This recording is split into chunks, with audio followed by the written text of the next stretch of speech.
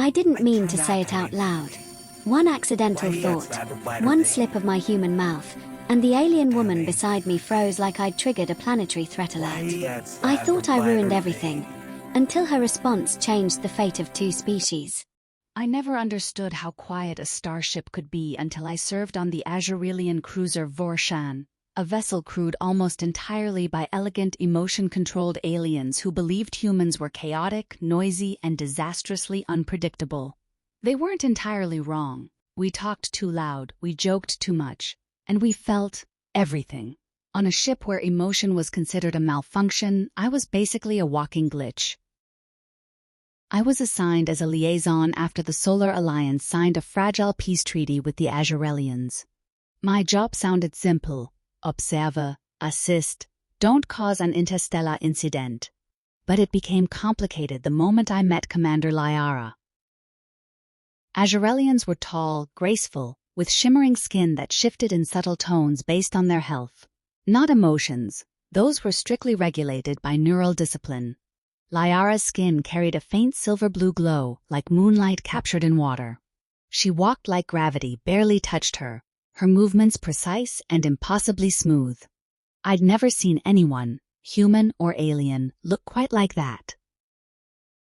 I could admire beauty, sure, but I never expected my brain-to-mouth filter to malfunction at the worst possible time. It happened on our 18th mission day. We were inspecting a damaged cargo bay, the lights flickering as sparks danced off broken conduits. Lyara leaned over a console, her posture perfect, her eyes tracing glowing glyphs on the screen. And I thought, just thought, she looks incredible, like something sculpted, not born. But humans think in words, and sometimes we speak them without permission. My voice slipped out before I even realized. She looks absolutely stunning. The sound echoed.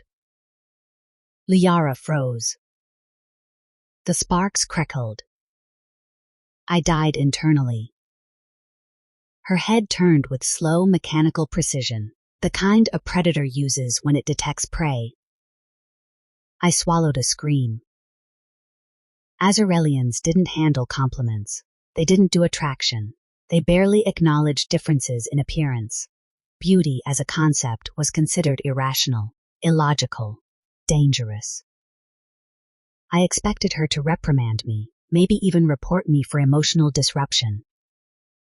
But instead, her silver-blue skin shimmered with a faint violet sheen I'd never seen before. She stared at me. Specialist Aaron, you spoke an unauthorized evaluation of me. I didn't mean, it just slipped. Humans sometimes. Her voice dropped to a whisper. Explain. Azurelians didn't whisper, not unless something had gone very wrong. My heart galloped. I wasn't trying to offend you, Commander. Humans sometimes think something and it escapes. It wasn't meant as disrespect. Her eyes narrowed. You assessed my appearance positively. That's a very stiff way to say it, but yes. She didn't move, didn't even breathe from what I saw. Didn't blink, then quietly, almost too softly. Why? I blinked. Why? Because that's what I saw. Beautiful things make humans feel things. That's normal. Her pupils contracted sharply, like a camera lens adjusting. Azurelians are not evaluated in such ways. You have classified me as beautiful. This is an anomaly. It's not an anomaly. It's called being honest. She stepped closer. Honesty is dangerous. Not to us. Always to us. She walked away without another word, leaving me alone with my embarrassment echoing off metal walls. I thought it was over. Except it wasn't. That night, as I sat in my tiny quarters eating reheated nutrient paste, my door chimed. Before I could answer properly, Lyara stepped in. She stood rigidly, hands behind her back like she was facing a firing squad. Aaron, she said, I require clarification. A About the cargo bay incident? Yes, she hesitated. I have conducted research. Oh no! Azurelians never said that unless they had dug deep enough to uncover things even humans avoided searching. What kind of research? Human aesthetic perception. She paused. This concept of beauty. My soul left my body. She continued, voice strained. I studied your species' art and literature and biological anthropology and romance. Liara, no, you didn't have to go that far. You called me stunning. Her voice wavered. AI monitors must have been screaming at her neural pathways. This is a high-level human compliment. It caused me unexplained internal fluctuations. That was Azurelian for feelings. She looked like someone trying to defuse a bomb strapped to their own heart. I fear, she whispered, I malfunctioned. You didn't malfunction, you reacted. I do not react. I do not feel. We do not allow ourselves to. She breathed hard, clutching her chest. This sensation, it will not cease.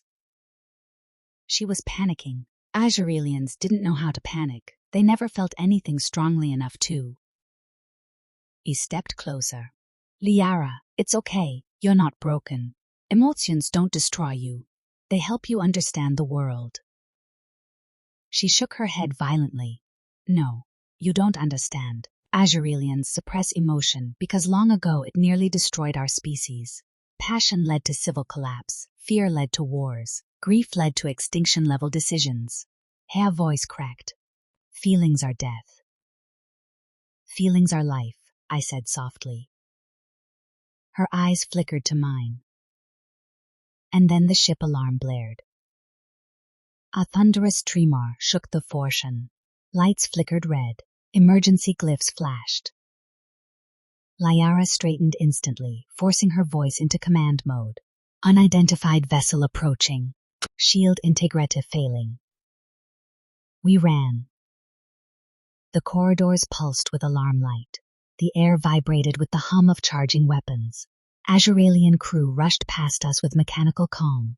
No fear, no adrenaline, just flawless discipline. But when we reached the bridge, I realized the danger. Ravager Dreadspike. A species known for capturing ships, extracting intelligence, and leaving no survivors.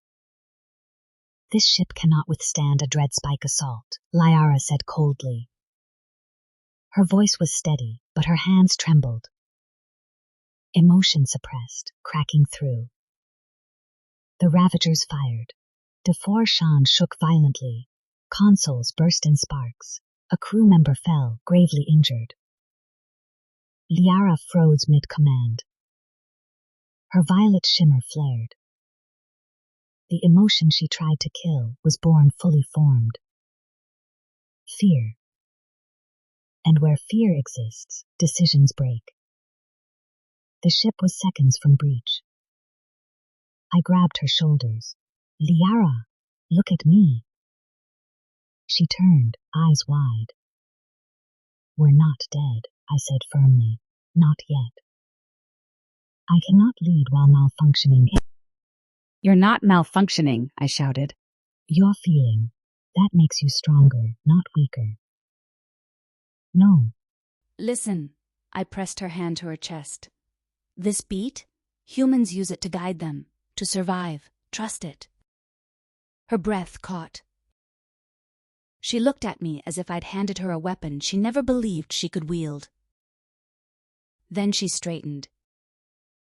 A tiny tear, just one, shimmered at the corner of her eye. And she let it fall. Azurelians never cried. But Liara did. And everything changed.